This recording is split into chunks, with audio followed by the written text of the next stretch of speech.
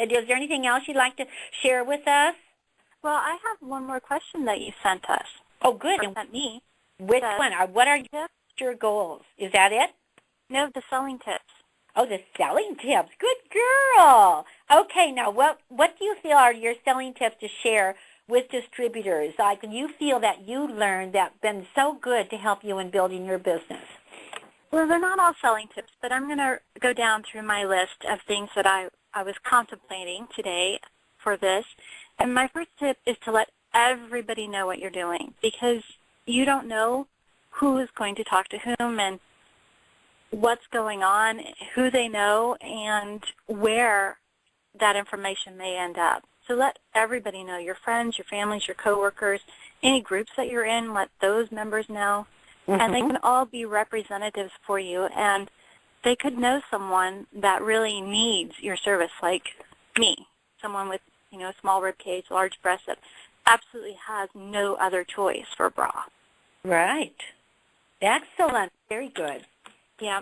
Okay. Do you have anything else you want? Very tip to always wear your bra pin, and I'm not a real big purse person, so I tried the purse thing, not great at it. But I do carry a notebook with me, which I always have pamphlets with me, brochures, that I can hand out wherever I am. My third tip is to take a look at the activities that you enjoy and go to those events, go to those fairs, the expos. Try to be a vendor at them if you can, and if not, just go to the activities and talk to the women and the men there about what you do. Excellent. You are so right, Vicki Lynn. That is absolutely great. Yes, and that's all it takes. And now here you are. How long have you been in the business now? Since January. Since January, and see, you're thinking in terms like, boy, I can do great things with this. I'm going to do this, and this, and because you believe. I think that is wonderful, and you had a why to come into the business, and from that big why that you had, you really are on a path now that this is going to be outstanding for you. Yeah. I think that's great. I'm excited for you, Vicki Lynn. I'm excited to have you in our company, and I know Mary's terribly excited about it. That's right, for sure. Well, thank you very much for coming on tonight, and it's nice to hear what the new people are feeling about the business. And so now, so you're going to hear, right now, you're going to hear another girl that's following you now, Vicki Lynn. Her name is Kim Heilman, or they call her Kiwi, I believe, and she's brand new into the business. And so we would like to ask you, welcome, Kiwi. Thank you. And we're glad to have you with us. And so what did your sponsor do or say to get you excited about the business? Well, honestly, going into the business, it wasn't Carol that got me excited. It came through two of Mary's clients that run my Bible study on Wednesday mornings. So they've been in the bras for a couple of years. And what got me down to Carol and thinking about the business even before I got in the bras was they said, Carol has gotten so busy in Fredericksburg, she needs help. Aha! So I went down and I got fitted, and after my first 2 weeks in the smoothie, I decided that there's really something to the product, and that got me excited. And then a little bit further down the road, after I went ahead and got all my fitting kits, and Carol and I began working together, Carol calls me up one afternoon, and she's all excited because she just had a great day at Curves, and she says, I just had I think it was, I don't know what, Carol, like a $3,000 day at Curves. So I had then that hope that, maybe I will get my $1,200 back. And just the potential of the business, and she'd shown me that there's a venue for it. This is working well. Showed me the potential of the business financially, which made me feel more confident about my investment in money and time. And that would probably be it. And then why did you think you could be successful? In other words, were you afraid, or did that ever enter in, or did you have the confidence right from the beginning? I guess what gave me the confidence that I'd be successful is, number one would be the product. Because the bras, when they're properly fitted and worn properly, they're amazing. So I believed I could be successful because of the uniqueness and the necessity of the product.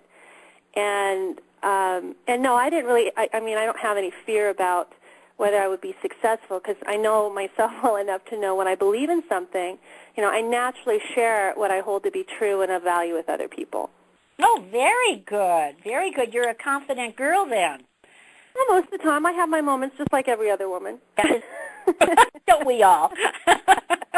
Okay. Now, do you have any selling tips to share with the distributors listening tonight? In other words, now that you're in the business, what have you found that really works for you? Okay. Well, first of all, I just want to say to anyone that has any, I guess, issues surrounding sales, that sales is not about selling. It really is just about sharing and meeting people's needs. So put that aside if, you know, you've got a fear of sales or you don't like sales or things like that. I love sales because sales has to do with, you know, helping other people and discovering a need, and you do that by listening.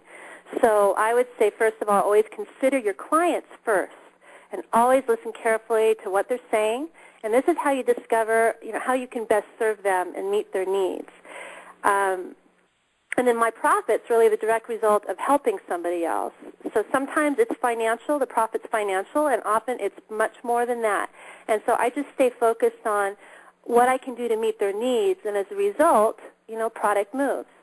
The other thing that I do that helps, I think, increase my my sales is I always share, you know, I stay focused on a few things because otherwise, you know, as a newer person, it would be overwhelming. So I'm very focused on the bras.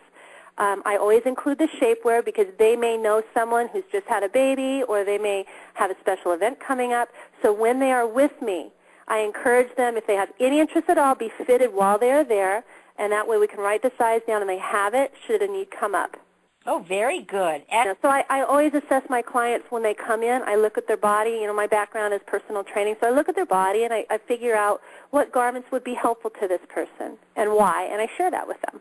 Very good. Well, that is good because then all of a sudden you open the door to something that maybe they didn't know existed, and you're not selling, you were just telling. Yeah, and also it may or may not be for them. Yeah, right. You know, it may or may not be for them, but the comment is for them. You know, I don't just start talking about a host of products. I'm listening to them, I'm looking at them, and I'm assessing what can I do that would be of benefit to them. Excellent, excellent, excellent. So what are your future goals in the business, Kiwi?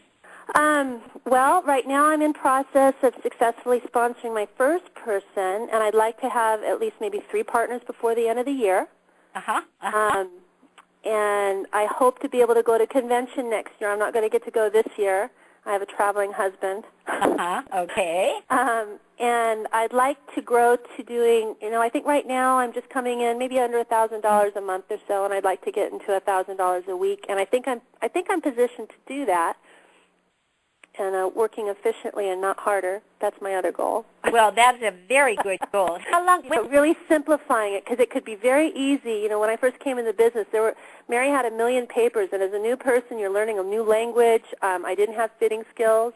I did have bodywork skills, so that was helpful. But keeping it simple would also be a good goal to constantly have, just constantly simplifying, because if it's overwhelming for new people, that can create a fear. That's true. When did you come in, Kiwi? April 1st last year.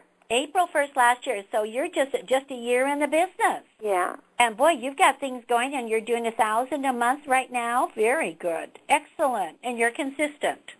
Yeah, somewhere between 8 and I've had a couple $1,000 months in there. So yeah, consistency is progress. That's right, and you're laying the groundwork, and it's going to grow from there. Well, we really appreciate you, and Kiwi and Ann and Vicki Lynn, you know, the new people. Remember, we all were new people, and now you're new in the business, and you've got a business growing, and look at all the people we've got out there that are just waiting to be able to come into the business of something like this. And it's an outstanding way to do it. So I guess what I'm trying to say to everybody on the conference call tonight, you know, when new people come into the business, they're just new to our product and what it is, but they really are open to what you've got to share with them and let them tell you what, and just like, I guess Kiwi summed it up a little bit there too, as listen to them and see what they say. And I think Ann and Vicki said the same thing. You've got to really find out what the needs of that person is. And with coming into the business,